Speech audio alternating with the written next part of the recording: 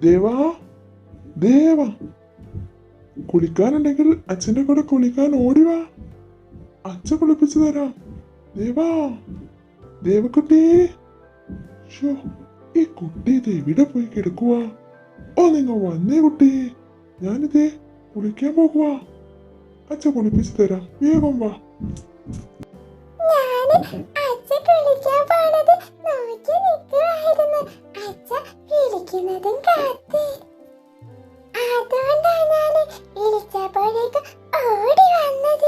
ഒന്ന് പെട്ടെന്ന് വായന്റെ ദേവാ, അച്ഛക്ക് നെരിടം വരെ പോവാനുണ്ട്.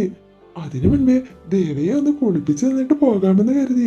ദേവ അച്ഛയോട് എന്നും പറയാറില്ലേ കുളിപ്പിച്ചതാ എന്ന്. അതുകൊണ്ടാണ്.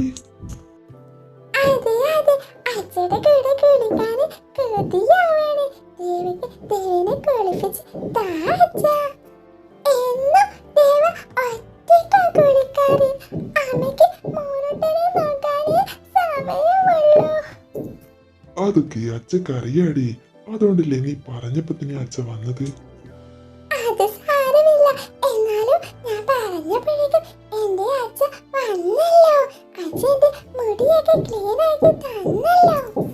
എന്താ ദേവാ ഇത്?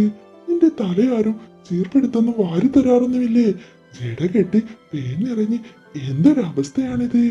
ഷോ, നിന്റെ അമ്മയൊന്നും നിന്റെ തലയൊന്നും വാരി തരാറില്ലേ ദേവാ? നിറയെ പേന് മീത് നിറഞ്ഞു വെച്ചിരിക്കുന്നല്ലോ.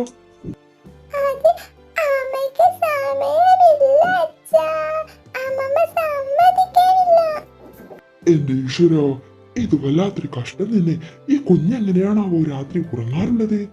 ഇന്നിപ്പോ നോക്കിയപ്പോഴല്ലേ മനസ്സിലായത് തലയാകെ ജട പിടിച്ച് കിടക്കുന്നു. ഷോ, ഇന്ന് വൈകിട്ടേ അച്ഛൻ നിന്റെ തലയൊക്കെ വൃത്തിയാക്കി തരും. വിളിക്കുമ്പോഴേക്കും പെട്ടെന്ന് അങ്ങ് വരണം. ഓടിക്കളഞ്ഞേക്കരുത്.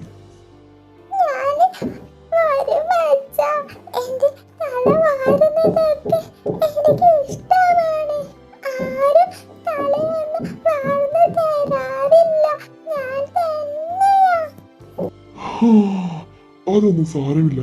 ഇന്ന് ദേവിയുടെ തല അച്ഛൻ നന്നാക്കി ക്ലീൻ ആക്കി തരുന്ന ദിവസമായിരിക്കും.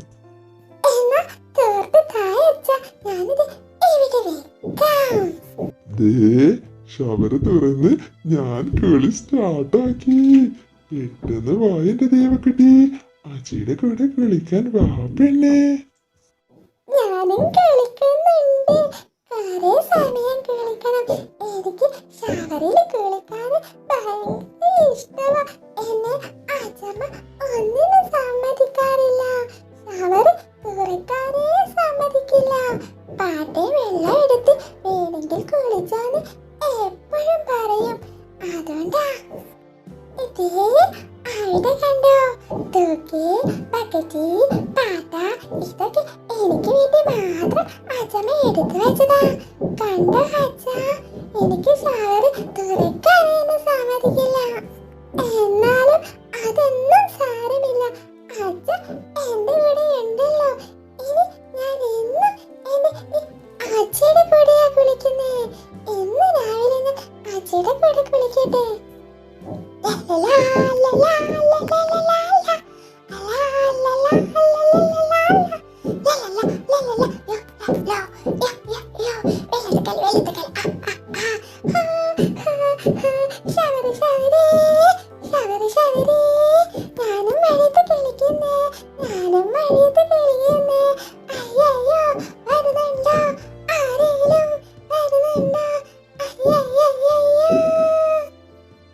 ഓ, ഇനിയൊന്നും നമുക്ക് ഒരുമിച്ച് കുളിക്കാം. പെട്ടെന്ന് റെഡി ആവണമെന്നേ ഉള്ളൂ.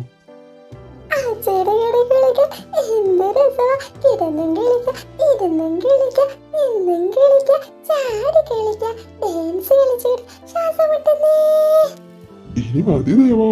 പനി പിടിച്ചാലേ അമ്മ എന്നെയാ വഴക്ക് പറയാ. മതി നിർത്തിയാലോ?